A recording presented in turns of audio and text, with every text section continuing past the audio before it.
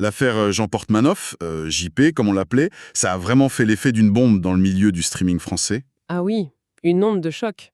Sa disparition et surtout les circonstances autour, ça a soulevé énormément de questions, beaucoup d'accusations aussi. C'est ça.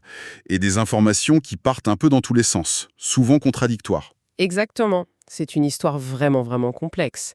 Et c'est d'ailleurs pour ça que Candide Raton nous a demandé de faire une exploration détaillée de tout ça. D'accord. Donc l'objectif, c'est de démêler un peu les fils. En se basant sur quoi alors? Sur les éléments qu'on a, les éléments publics, des extraits vidéo, bien sûr, les déclarations des avocats, des témoignages qui ont émergé, et puis des messages personnels qu'on attribue à JP.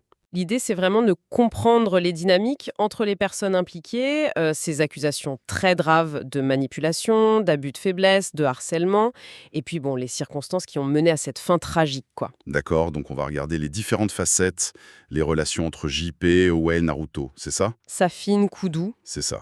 Et d'autres aussi qui gravitaient dans ce qu'ils appelaient le local. on va regarder leur version des faits qui semblent parfois complètement opposées. Diamétralement opposés, oui. Et puis on va regarder les indices matériels, les vidéos, les messages dont on parlait, et enfin les questions juridiques, éthiques que ça soulève. Bon, programme chargé. Alors, plongeons dans les détails de cette histoire pour essayer d'y voir plus clair. C'est parti. Confrontons un peu les discours et les faits disponibles. Alors, pour commencer, le contexte.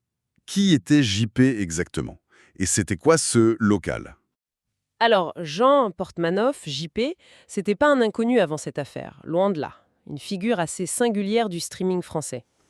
Oui, je me souviens un peu. Style direct, parfois un peu limite, non? Oui, conflictuel même parfois.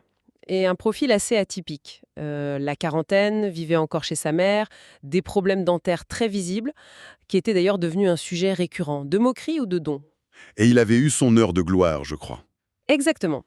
Un pic de notoriété énorme grâce à sa rencontre avec Zek Arki, The Kyrie 78. Ça lui avait donné une visibilité incroyable. Mais ça n'a pas duré éternellement, si? Non, voilà. Après cette période faste, sa popularité a commencé à décliner. Et c'est un peu à ce moment-là qu'Owen, alias Naruto VI, entre en jeu. Hmm. Et comment il se présente, lui, dans cette histoire? Si on écoute son récit, il se voit un peu comme le sauveur. C'est la version qu'il donne en tout cas. Le sauveur? C'est-à-dire? Il aurait contacté JP au moment où ça n'allait pas fort pour lui. Dépression, plus trop d'argent, idées noires apparemment. Owen lui aurait alors proposé de venir à Nice, dans cet appartement studio, le local, pour l'aider, le soutenir. Pas forcément pour streamer au début, selon lui. L'image du bon samaritain, sauf que, bon, si on regarde les chiffres de l'époque, c'est peut-être pas si simple. Non, c'est là que ça devient intéressant. Avant de collaborer vraiment avec JP et de profiter de l'aura de The Kairi, l'audience d'Owen, elle était confidentielle. Quelques dizaines de viewers, quoi. Alors que JP, même en déclin après The Kairi, il avait quand même une base de fans plus solide, non? Beaucoup plus importante, oui.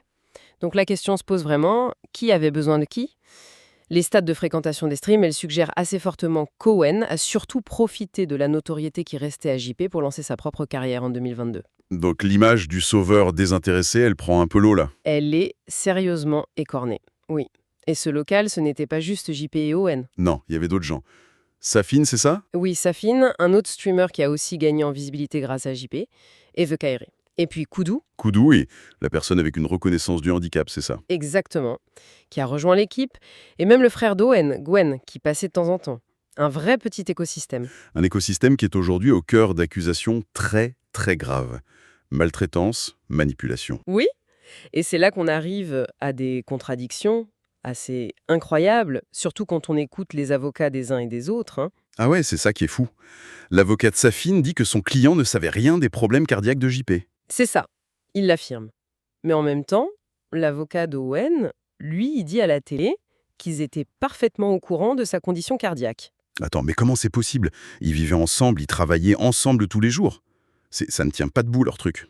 C'est une incohérence majeure, oui, et face aux vidéos nombreuses qui montrent des gestes violents, les étranglements, les gifles et les coups, la défense principale d'Owen, c'est de dire quoi?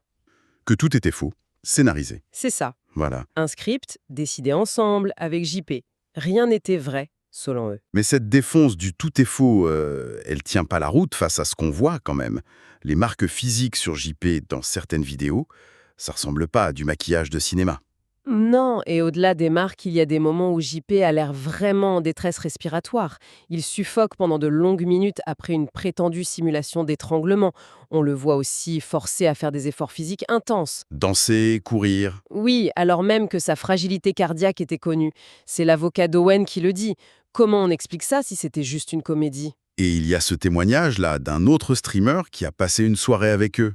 Oui, très parlant ce témoignage. Il raconte avoir vu JP complètement effondré, en larmes, dès que les caméras s'éteignaient. Et Owen, lui, semblait juste préoccupé par l'argent qui rentrait. Plus de 20 000 € par mois, apparemment, à ce moment-là. C'est les chiffres qui circulent, lui. Ce récit extérieur, ça vient confirmer ce qu'on ressent en voyant les réactions de JP lui-même dans les clips. Oui, ça colère parfois, quand il jette une chaise. Ou quand il menace d'appeler la police. Et qu'on se moque de lui. Ou ses supplications pour arrêter le collier électrique, par exemple. Et puis sa détresse physique, quand il dit « je sens plus mon visage » ou « j'ai un AVC ». Difficile de croire que c'était juste un rôle qu'il jouait. Très difficile, oui. Ça semble aller bien au-delà du jeu d'acteur même consenti. Et la famille de JP dans tout ça, leur vision des choses, elle apporte quoi? Encore plus de confusion? Un peu oui, parce qu'on a des messages de JP à sa mère qui montrent un vrai mal-être. Ah oui, qu'est-ce qu'il disait? Des choses très fortes. Il dit vouloir partir du local. Il se sent séquestré. Il écrit « ça va trop loin ».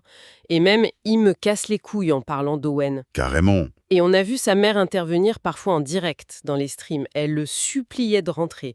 Elle confrontait Owen et Safin.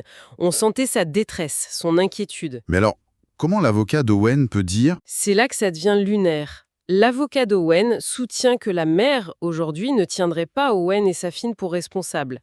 Pire, il suggère que ces appels, ces insultes en direct, c'était du cinéma, que ça faisait partie du spectacle. Attends, une mère qui appelle en détresse pour récupérer son fils, mais qui jouerait un rôle en même temps, et qui dédouanerait ceux qu'elle semble accuser, ça n'a aucun sens. C'est une des zones d'ombre les plus troublantes de l'affaire, oui. Ça pose énormément de questions sur ce qui se passait réellement. Et ça nous amène à la question de la liberté de JP. Est-ce qu'il était vraiment libre de partir quand il voulait? C'est la grande question. Certaines séquences sont perturbantes. Owen qui déclare que JP ne peut pas abandonner. Des moments où il a l'air physiquement bloqué. Ou ces histoires de sorties annulées à la dernière minute pour le forcer à streamer jusqu'à 6 h du matin? Exact. La séquestration, elle est peut-être pas seulement physique. Il y a sûrement une énorme dimension psychologique. La dépendance financière, tu veux dire? La peur de tout perdre. Oui. La peur de retomber dans l'anonymat, l'échec, la peur des réactions d'Owen, de Safin, peut-être même de la communauté. C'est une forme de prison invisible qui a pu se mettre en place. Il y a ce moment glaçant, juste avant sa mort. Cette vidéo où Owen et Safin demandent à JP de dire face caméra que s'il meurt, c'est pas de leur faute, c'est sa santé. Oui, une tentative de décharge de responsabilité préventive ou quelque chose comme ça, c'est extrêmement troublant. Légalement, ça vaut rien, j'imagine, mais Probablement rien, non? Mais ça en dit long sur l'ambiance, la pression qu'il pouvait y avoir. Il parle même d'une assurance-vie à ce moment-là, qualifiée de blague après coup. tout ça, ça pointe vers la question de la vulnérabilité de JP et d'un possible abus de faiblesse. Exactement. L'abus de faiblesse, c'est une notion juridique précise. Exploiter la vulnérabilité, l'état d'ignorance d'une personne, et cette vulnérabilité doit être connue de celui qui en abuse. Et là-dessus, les avis divergent, c'est ça. Oui. À l'étranger, beaucoup ont l'air de considérer ça comme évident. Ils perçoivent une fragilité chez JP. En France, c'est plus débattu. Certains disent juste qu'il avait une façon de parler un peu particulière. Pourtant, il y a des témoignages qui parlent de son influençabilité. Cet ex-militaire, par exemple. Oui, qu'il l'a connu à l'armée. Il le décrit comme trop gentil, extrêmement influençable, manipulable. Il s'inquiétait déjà de le voir avec des gens malsains.